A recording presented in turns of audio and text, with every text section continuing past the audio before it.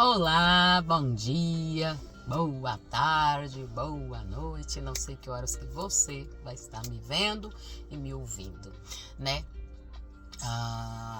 Hoje nós vamos falar de Tito, né? No capítulo 1, os versículos 15 e 16, né? Esses são dois versículos curtos. E depois, para fechar, a gente vai falar de João, do capítulo 8 e 7. Então, vamos primeiro para Tito, 15 e 16. Momento, estamos com a Bíblia aqui. 15 diz: todas as coisas são puras para os puros, mas nada é puro para os contaminados e infiéis. Na minha outra tradução tá para os descrentes, né? Antes, o seu entendimento e consciência estão contaminados. E o 16 diz: confessam que conhecem a Deus, mas negam-no com as suas obras, sendo abomináveis, desobedientes e reprovados para toda a boa obra. Então aqui fica claro, né? Aquela pessoa que vê de repente maldade em tudo, né? Aquela pessoa que fulano faz isso, mas vai ver o que fulano faz escondido. Ela já fica imaginando os pecados da pessoa. Não, isso aí é santa do pau oco, é santo do pau oco, né? Então são pessoas que elas se julgam tão santas que ela acaba falando: não, os outros, eles são impuros, mas eu sou santo, eu faço as coisas certas, eu vou me salvar porque eu faço tudo correto, eu não peco. Esse tipo de pessoa não tem o que Deus fazer, fica claro nesses dois versículos. O que Deus pode fazer para uma pessoa dessa, né? Todo mundo é errado, só ela é que está certa, só ela é que tem o entendimento. Entendeu? Então nós temos que pensar sempre olhar com o olho de Jesus. Pensar o que Jesus faria se Jesus estivesse na minha posição. Na onde que eu estou com o que Jesus faria? É sempre pensar assim. E aí, aqui em João, por isso que eu falei que fecha em João 8:7, diz, né? Todo mundo conhece o evangelho da adúltera, né? Que eles levaram aquela adúltera porque eles queriam, colocar Jesus em saia justa, né? Ou seja, e agora o que ele vai fazer? Porque ele vai condenar alguém, né? Já que ele é perdão, como assim ele vai condenar uma mulher que estava em adultério? Porque você vê ali também o que? Você vê também como é que fala? Que eles queriam no caso. Por que só a mulher? Se a mulher foi pega em ato de adultério, cadê o homem que ali estava? Então tinha que estar o casal e não só a mulher. Você vê que eles tinham 2 pesos e 2 medidas. Não, o homem pecou, mas quem tem que morrer é a mulher. Então o homem não precisa, o homem não. O homem é homem, é ela que é a culpada de tudo. Você vê como nós, seres humanos, nós somos assim. A gente quer condenar o outro, mas a gente alivia o nosso. Você já viu isso, né? Então vamos lá. Aí aqui no João 8:7 diz, né? E como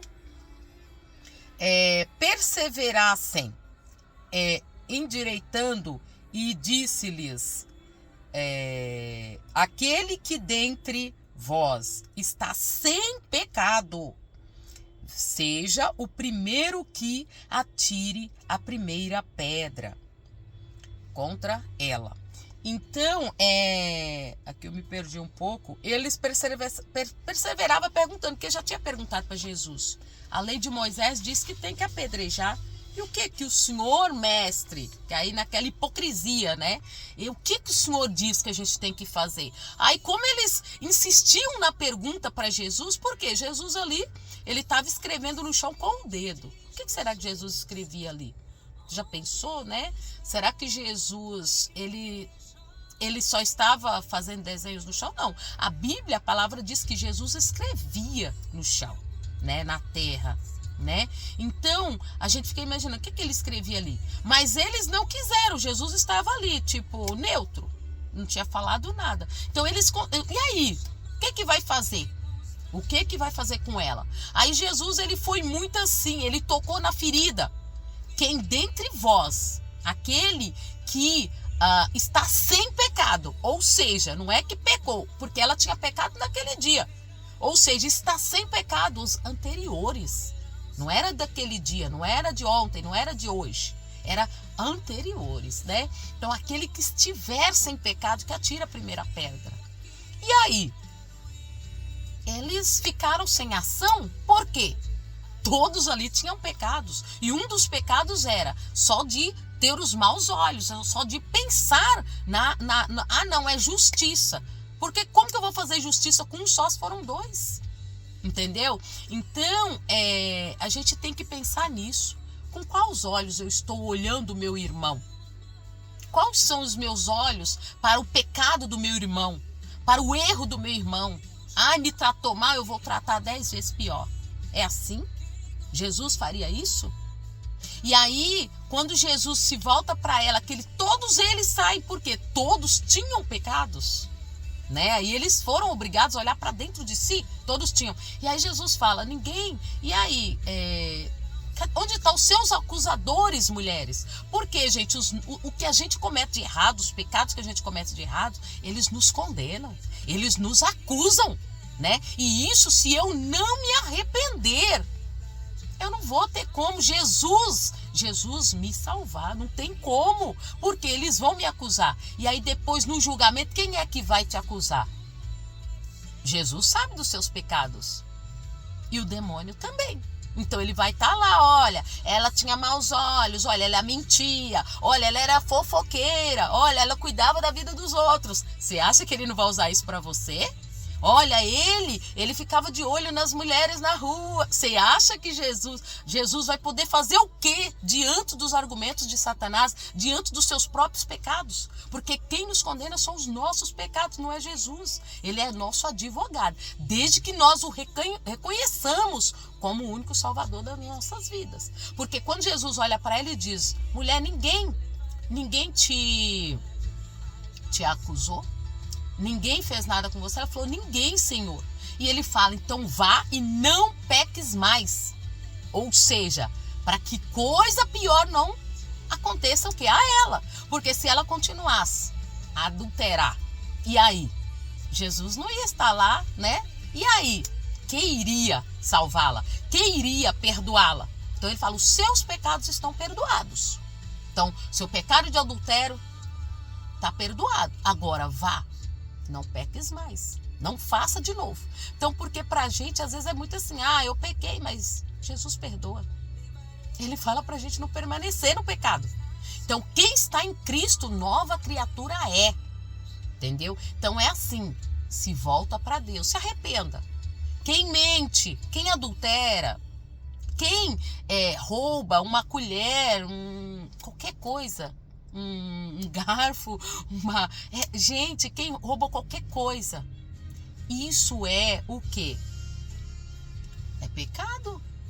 Então não tem como. Aí a pessoa vai lá, pega as coisas que não é dela, depois ela morre, ela não leva nada disso. Então custa, se arrepende. Se você adulterou, se você roubou, se você ofendeu o outro, se você é fofoqueira até agora, oh meu Deus, eu vou me consertar. Não vou ser mais assim. Deus, ele está te esperando. Tá bom? Que Deus possa abençoar grandemente você, a sua vida, a sua família, né? Que você possa conhecê-lo verdadeiramente. Porque quando a gente conhece a Deus, gente, a nossa consciência, ela fala, não faça isso. Porque isso serve para quê? Se você fizer, você vai estar se condenando. Aí você fala, mas Deus, né? Eu já fiz tanto. Não. Deus, ele fala. Se volte, Jesus fala, se volte para mim. E dos seus pecados eu não me lembrarei. Deus fala isso. Deus é aquele pai que está ali, pronto para perdoar o filho pródigo. Então seja Tenha consciência, fala, eu vou voltar para Deus. Eu vou começar a fazer certo a partir de hoje. Você não precisa de igreja. Você, de repente, vai lá na palavra de Deus, você vai no teu quarto, você entrega a tua vida para Deus, entrega a tua vida para Jesus e fala, me dá a direção, porque Deus ele deixou a igreja para a gente congregar. Porque, como diz, né?